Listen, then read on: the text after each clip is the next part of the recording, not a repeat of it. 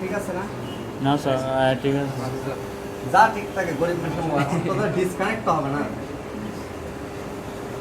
এই দেখো এটা হলো 4 ভোল্ট, কত 75 ভোল্ট চার্জ আছে।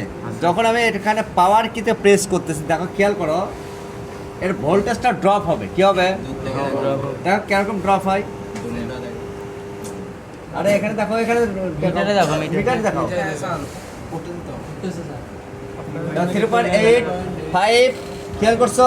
স্যার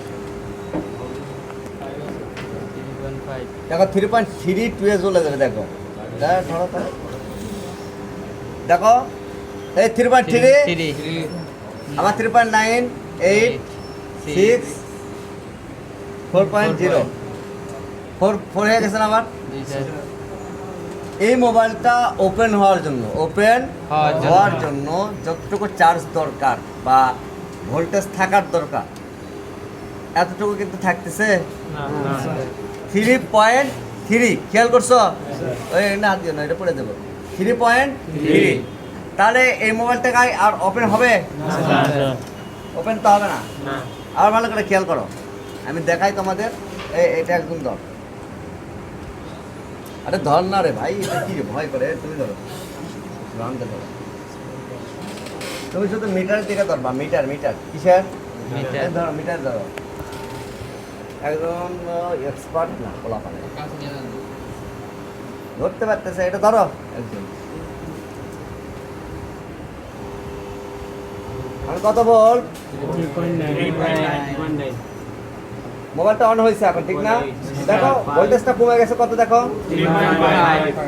এরপরে দেখো যখন অফ হয়ে যায় কিরকম ভোল্টেজ ড্রপ করে, দেখো একটু খেয়াল করো। এখনো অফ হয় নাই, এখনো হয় নাই, এখন হয়েছে। এখনো হয় নাই, এখনো হয় নাই, একটু পরে হবে। এখন আছে না?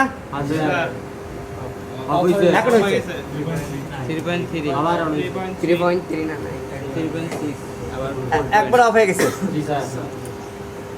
কারণ ভোল্টেজটা কি হচ্ছে, একবারে ড্রপ করে ফেলতেছে। তাহলে কি সমস্যা এই মোবাইলের? Battery damage. Battery original battery লাগবে 2000 টাকা। হ্যাঁ হ্যাঁ কে? তাহলে নিয়ে আসো অরিজিনাল ব্যাটারি 2000। এমনি ব্যাটারি 950। ঠিক